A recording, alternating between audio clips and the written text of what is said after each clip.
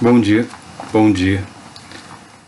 Vamos continuar com a nossa leitura e com o nosso estudo sobre as cartas de Apocalipse, ingressando agora no capítulo 3, ao anjo da igreja de Sardes e ao anjo da igreja de Filadélfia.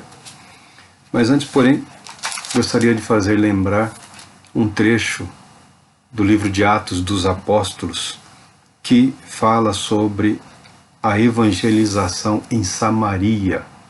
No seu capítulo 8, declara que Filipe foi para a região de Samaria. Filipe era um dos 7 de Jerusalém, um grupo formado para cuidar da parte helenista da igreja. E esses homens foram expulsos da cidade após a morte de Estevão. E Filipe foi para Samaria pregar o evangelho. Filipe era, ao que tudo indica, um tremendo evangelista. E o trabalho de Filipe deu resultado. Muitas pessoas se converteram. E entre as pessoas que se converteram naquela região de Samaria, havia um homem chamado Simão. Esse Simão, ele era um charlatão. Ele era um enganador. Ele era um mago, um feiticeiro, um encantador. E a Bíblia declara que ele havia enganado as pessoas daquela cidade. Ele impressionava toda a população de Samaria. Ele se dizia poderoso e notável, e todas as pessoas, das mais simples às mais ricas, davam-lhe grande crédito e exclamavam: "Este homem exerce um poder divino, chamado o Grande Poder."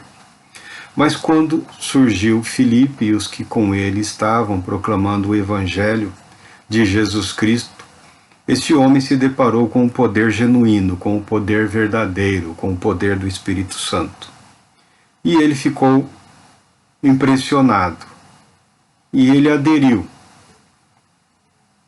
Ele passou a acompanhar Filipe, passou a ver de perto, com espanto, com uma admiração.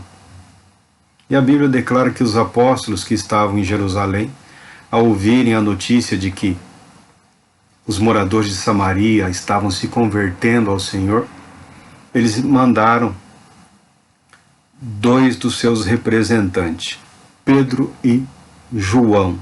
E no versículo 15, estes, assim que desceram até eles, oraram para que recebessem o Espírito Santo, porquanto o Espírito Santo ainda não tinha sido derramado sobre nenhum deles.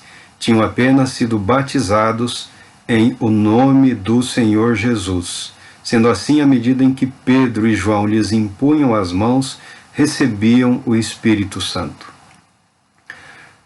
Filipe havia evangelizado, as pessoas haviam se convertido, haviam sido batizadas. Esse Simão também. Simão acompanhava Filipe e acompanhava os apóstolos.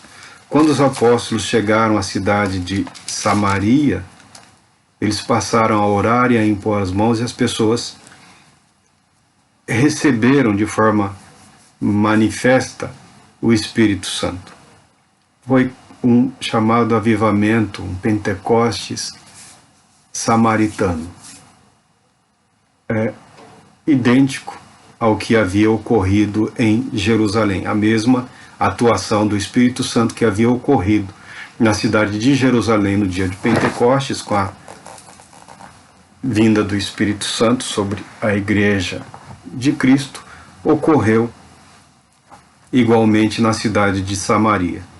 E isso precisava realmente acontecer porque os apóstolos, na verdade, eles foram averiguar o trabalho de Filipe para saber se de fato era condizente com o evangelho de Jesus Cristo. Eles foram fiscalizar a obra, foram supervisionar a obra, foram para ver o que realmente acontecia. E a presença, a manifestação do Espírito Santo na vida daquelas pessoas deu aos apóstolos, deu à igreja a certeza de que era genuína a dedicação daquelas pessoas, daquelas vidas ao Senhor Jesus Cristo. Precisamos lembrar sempre que havia uma indisposição muito grande dos habitantes da Judéia com relação aos samaritanos. Havia discriminação, segregação, preconceito. Isso não é novidade dos nossos dias. Isso sempre existiu e era um severo obstáculo. Era um senhor obstáculo a aceitar. Eles também se converteram a Cristo.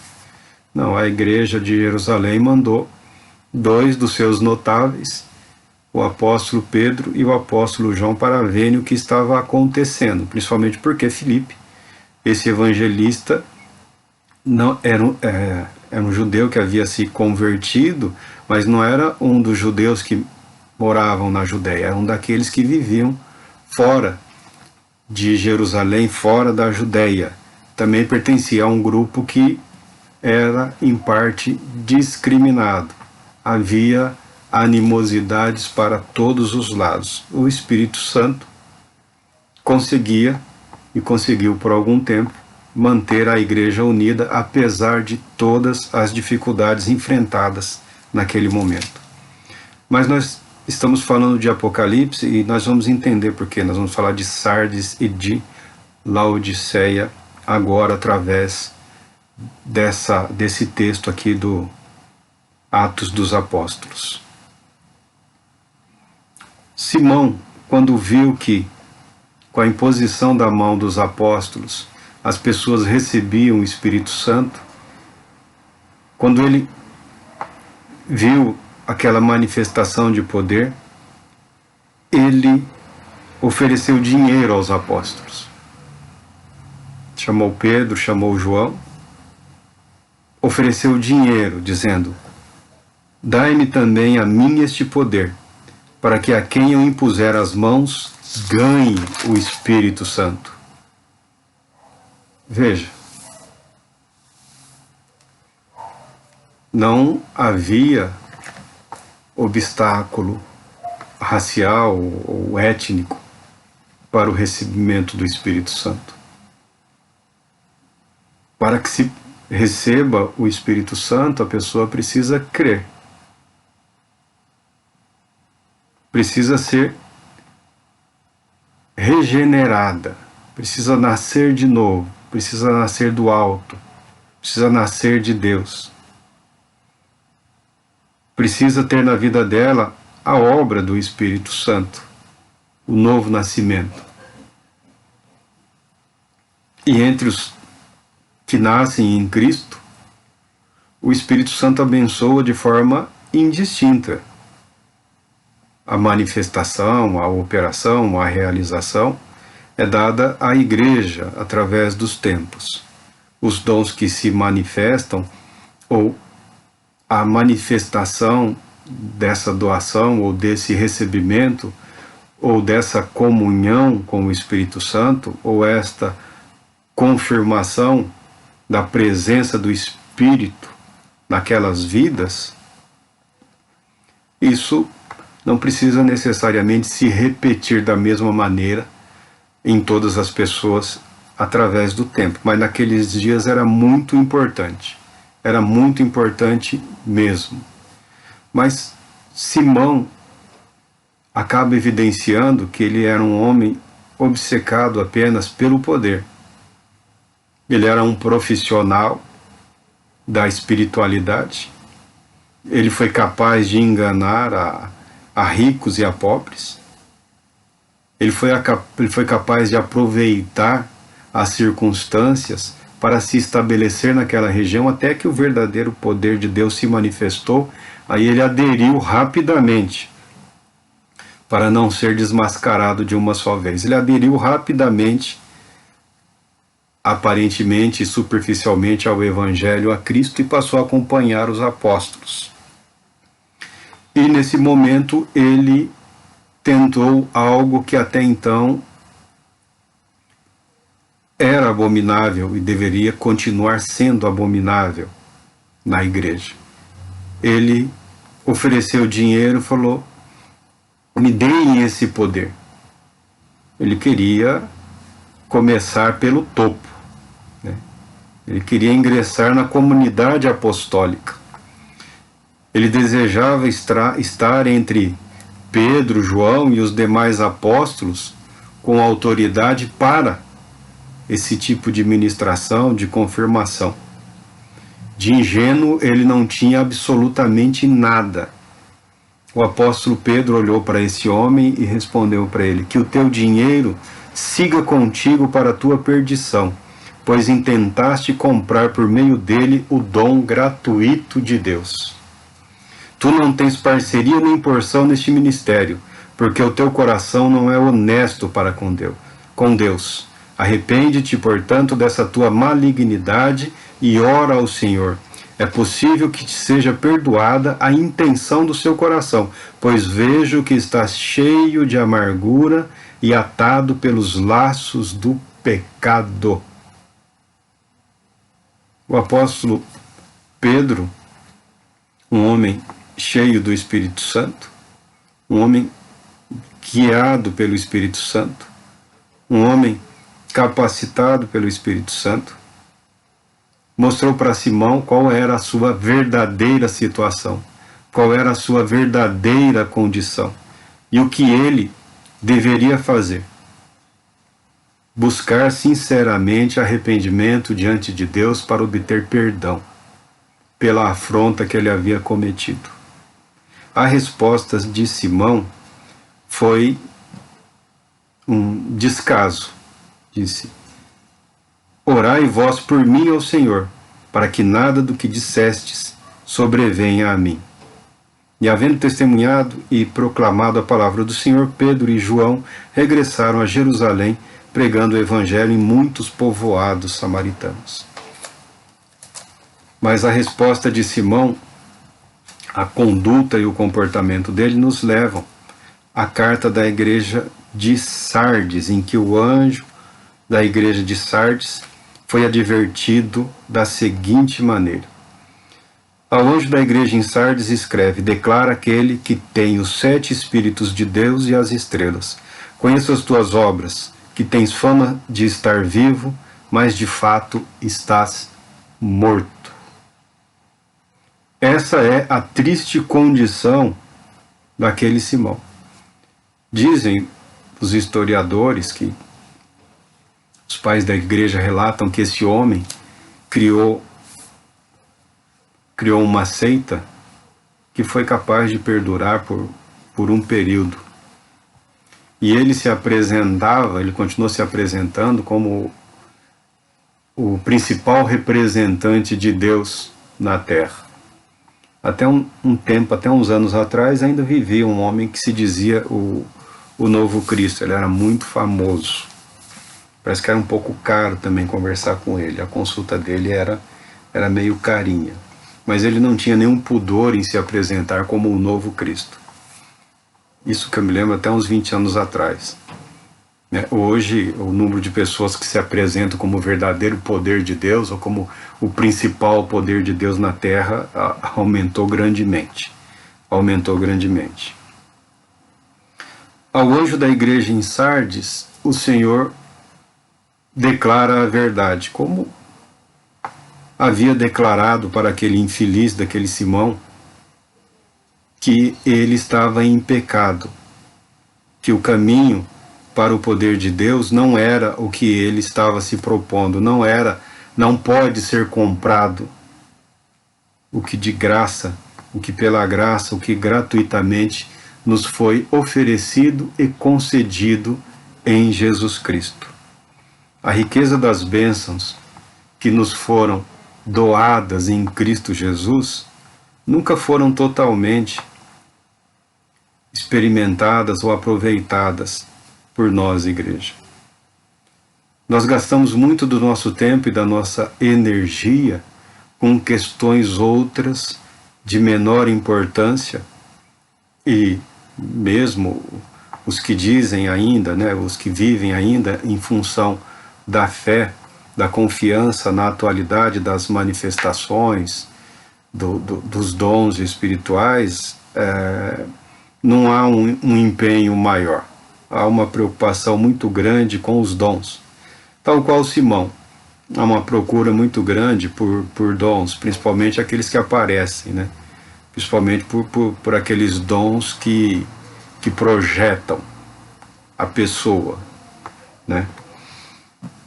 Mas o anjo da igreja em Sardes, esse ministro, um desses ministros, o Senhor declara que, muito embora ele tivesse a aparência de estar vivo em Cristo, na verdade ele estava morto.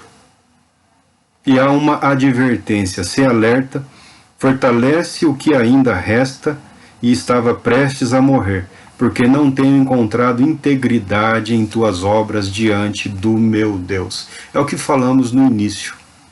É o que falamos no início. Algumas pessoas aderiram à igreja.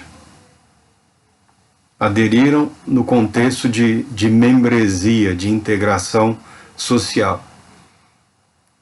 Mas não fazem parte, de fato, da igreja de Cristo, a qual você só pode ingressar através do novo nascimento, pela operação gratuita do Espírito Santo regenerando a sua vida. Ao contrário dos apóstolos, há igrejas hoje que aceitam sim dinheiro para colocar pessoas em posição de autoridade, como se fossem genuinamente capacitadas pelo Espírito de Deus. Alguns até estudam alguma coisa, se preparam, né? Outros se colocam em outras circunstâncias. Mas boa parte desses homens e mulheres aprenderam, como Simão, a manipular as pessoas, a manipular as emoções, a manipular a psique humana, a manipular os momentos de fragilidade, a se aproveitar das fissuras na alma das pessoas, a se aproveitar da necessidade do indivíduo de estar junto a alguém, de confiar em alguém, de poder desabafar, de poder falar. Esses homens e mulheres, tal qual Simão, aproveitam-se disso, estudam certas práticas. Algumas delas não são nem ilícitas. Certas práticas, certas áreas da ciência, certas áreas do conhecimento humano, certas habilidades que podem ser desenvolvidas pela mente humana, não só podem, como devem ser desenvolvidas. Habilidades mentais, habilidades psíquicas, habilidades emocionais. O ser humano não só pode, como deve desenvolver a sua capacidade como pessoa, como homem, como mulher. O que ele não pode é buscar um desenvolvimento, um crescimento à parte da presença do Espírito Santo nele, à parte do propósito de Deus para a vida dele. Mas eu falo isso só para deixar claro. Portanto, lembra-te daquilo que tens recebido e ouvido, obedece e arrepende-te, porquanto se não estiveres vigilante, virei como ladrão, e tu não sabereis em que hora virei contra ti. O Senhor Jesus sempre me impressionou e continua me impressionando. A mensagem é: arrependa-se. Busque sinceramente diante de Deus o arrependimento. Busque com muita intensidade. A igreja de Éfeso, o Senhor fala para voltar ao primeiro amor, para lembrar-se onde havia caído. Aqui é um que já não tem vida em si mesmo. Ainda assim, por estar numa posição, ele ouve do Senhor, ele ouve de Deus a mensagem de arrependimento. Você que está ocupando uma posição que não era sua por direito, você está usurpando uma posição que era reservada aos anjos de Deus, e você sabe que esse não era e não é o seu lugar. Eu me surpreendo com o Senhor que declara: busque arrependimento. Do contrário, ele se tornará o seu inimigo. O próprio Senhor Jesus agirá contra essa pessoa e contra essa igreja. E o Senhor ainda declara e mostra para João que, contudo, tens em Sardes algumas pessoas que não contaminaram suas vestes. Elas caminharão comigo vestidas de branco, pois são dignas. Ao vencedor andará trajado com vestes brancas, e de modo algum apagarei o seu nome do livro da vida. Pelo contrário, reconhecerei o seu nome na presença do meu Pai e dos meus anjos. Aquele que tem ouvido, compreenda o que o Espírito revela às igrejas. Deus não esconde absolutamente nada. O Senhor Jesus não esconde absolutamente nada. Na verdade, Ele traz à tona. Ele traz para a superfície a situação em que se encontra a igreja e o povo. Essas cartas foram enviadas para todas as igrejas. Cada uma recebeu a sua carta. E cada uma recebeu também as outras cartas. O que era morte num determinado momento pode ter se tornado vida em outro momento. O que era vida em um determinado instante pode ter se transformado morte em outro instante. Eu, pessoalmente, acredito que todas as igrejas estão em todas as igrejas, porque a totalidade das igrejas representam a igreja, a situação em que ela se encontra. A que é reprovada, a que é elogiada, a que ainda tem alguma esperança, a que está em comunhão preocupante com as obras do maligno, aquela em que a morte já atingiu o próprio ministério que devia estar cuidando da vida da igreja. A morte começou lá. Em outros, a morte, a praga, a destruição havia começado entre o povo, mas de qualquer forma, o corpo é um só. O que atinge o ministro atinge a igreja, o que atinge a igreja atinge o ministro. O que dói no filho afeta o pai. O que dói na irmã machuca a mãe. Essa é a realidade de fazer parte de um mesmo corpo. Se bem que quando se fala que a igreja é o corpo, a busca é para que a igreja se submeta ao cabeça, que é Jesus Cristo, que é o verdadeiro guia, o verdadeiro pastor, o verdadeiro bispo das nossas almas, o verdadeiro e único sumo sacerdote das nossas vidas. Ao passo que esse anjo da igreja de Sardes, eu consigo vê-lo muito bem representado na figura do charlatão, do enganador, do profissional das questões espirituais, que foi o Simão, o artista. Nós vemos na atuação sincera e submissa a Deus do apóstolo Pedro e do apóstolo João a descrição do anjo aqui da igreja de Filadélfia, a quem o Senhor Jesus declara: assim declara aquele que é santo e verdadeiro, que possui a chave de Davi. O que ele abre, ninguém consegue fechar, e o que ele fecha, ninguém pode abrir. Na vida dos apóstolos, a conversão dos moradores, de parte dos moradores de Samaria, representa muito bem isso. Esse poder para vencer o preconceito, o Evangelho como poder para vencer o ódio, o Evangelho como poder para vencer o pecado, para vencer o medo, para vencer a culpa, para vencer a mentira. O Evangelho como poder para estabelecer a paz entre aqueles que eram inimigos. Conheço as tuas obras, eis que tenho colocado diante de ti uma porta aberta que ninguém consegue fechar. Isso nós vimos brilhantemente na vida dos apóstolos acontecendo.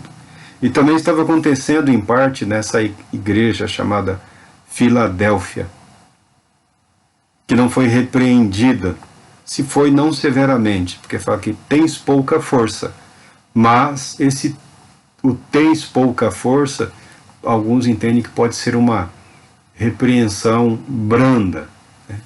Tens pouca força, mas obedeceste a minha palavra e não negaste o meu nome. No fim das contas, o importante é isso, é obedecer a palavra de Deus. Se é com muita ou pouca força, mas obedeça.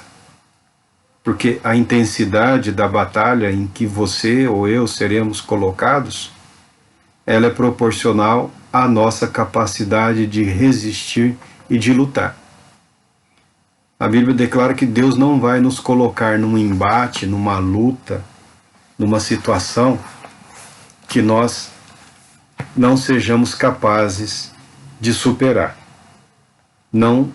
que não seríamos capazes de vencer, em que a nossa fé fracassaria ou falharia. Não, a Bíblia nunca declara isso, muito pelo contrário. As circunstâncias da nossa vida têm o objetivo de fortalecer a nossa fé. Um bispo, ele usava um artifício de oratória, né? Que as pessoas costumam reclamar da tentação, costumam externar que estão sendo tentados. Ele dizia: você está sendo tentado a ser santo. Você está sendo desafiado a fazer a coisa certa. Você está sendo tentado a assumir a posição correta diante do Deus e Pai. Muda completamente a perspectiva. Quando nós buscamos enxergar e aceitar enxergar as nossas vidas, as dificuldades que nelas surgem como bênçãos, ou bênçãos disfarçadas, poderemos aceitar a verdade da palavra de Deus, que declara que todas as coisas cooperam para o bem daqueles que amam a Deus, que foram chamados segundo o propósito do Pai. Todas as coisas cooperam, inclusive a perda, inclusive a dor, inclusive o sofrimento. Todas as coisas são todas as coisas. Não dá para tirar o que nós não gostamos ou não queríamos. Farei-os da sinagoga de Satanás aos que se dizem judeus e não são, mas mentem. Sim, farei que venham adorar prostrados aos teus pés e saibam que eu te amo.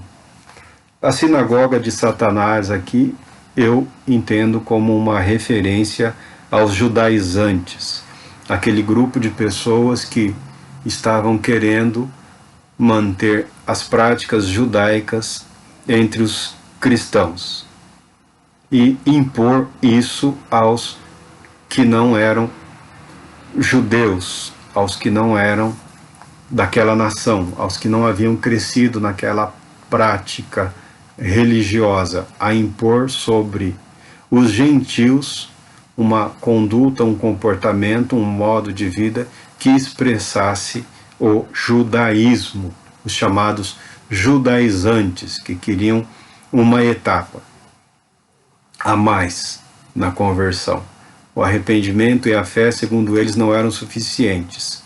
O importante, na opinião deles, é que as pessoas se comportassem como prosélitos do judaísmo.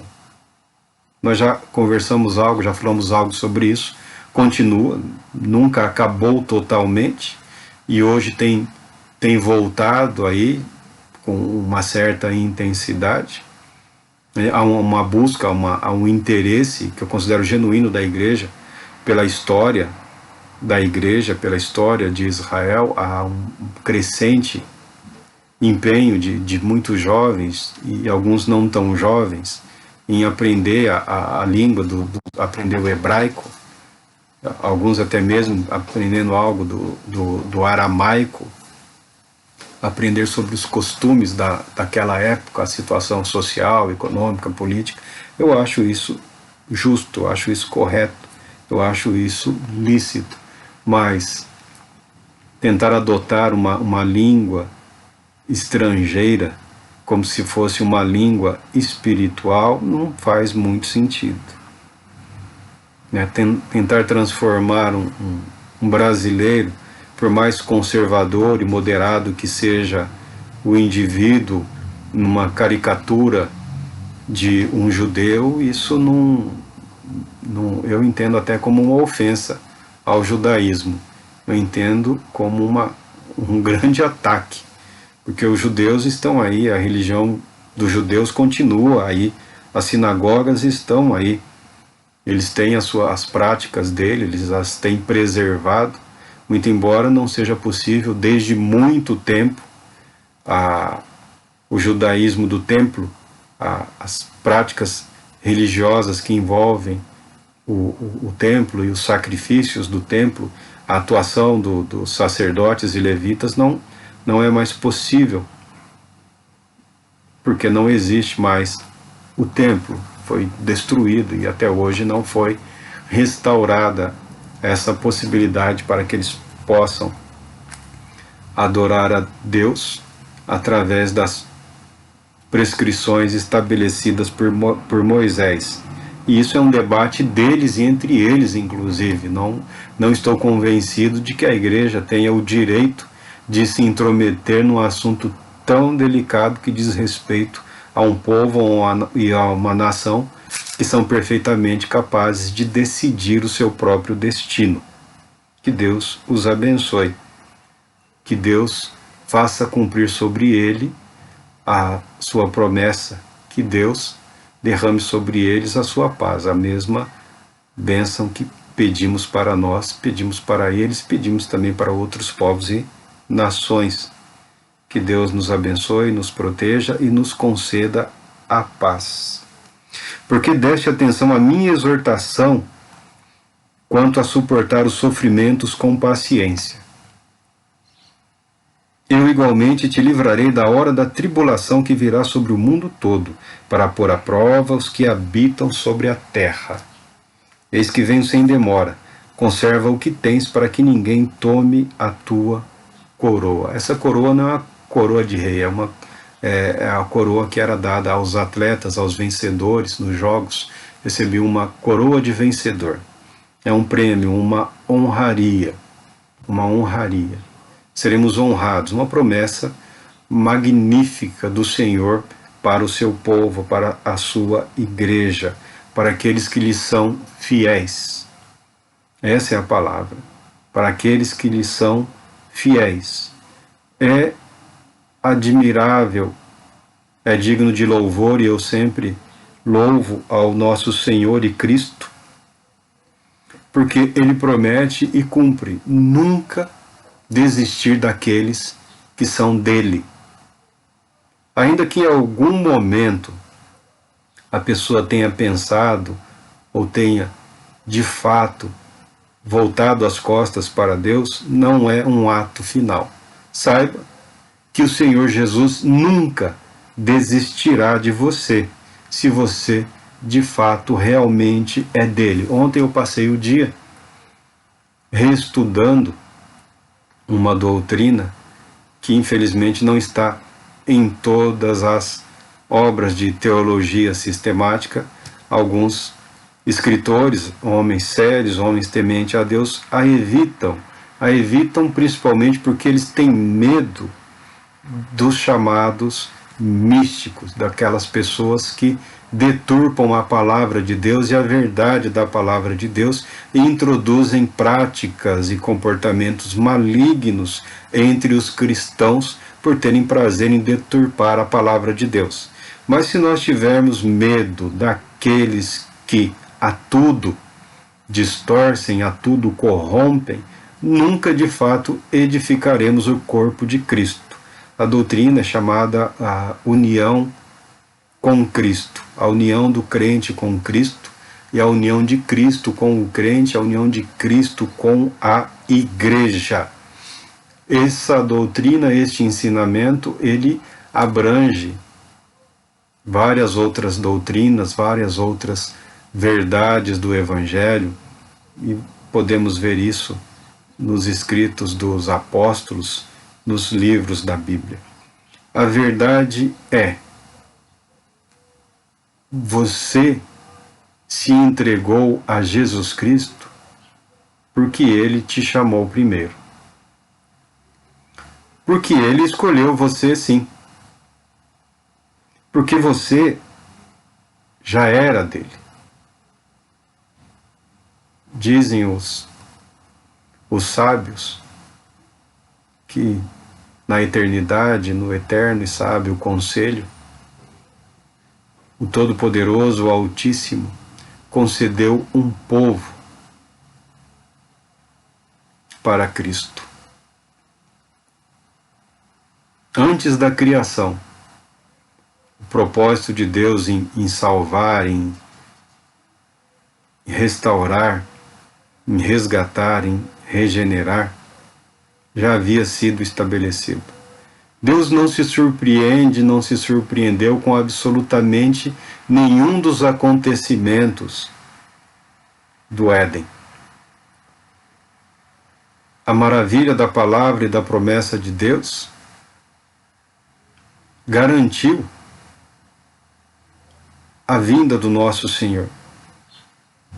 Ele se fez carne, ele se fez homem, ele nasceu entre os homens, ele suportou o jugo da humanidade sobre ele, e em um determinado momento na cruz ele se fez pecado por nós, ele morreu, ele ressuscitou, subiu aos céus, está à destra do Pai, intercedendo por nós, a nós enviou o Espírito dele, o Espírito de Cristo, o Espírito Santo, que também é chamado Espírito de Cristo, para garantir que aqueles que são dele não pereçam, mas tenham a vida eterna.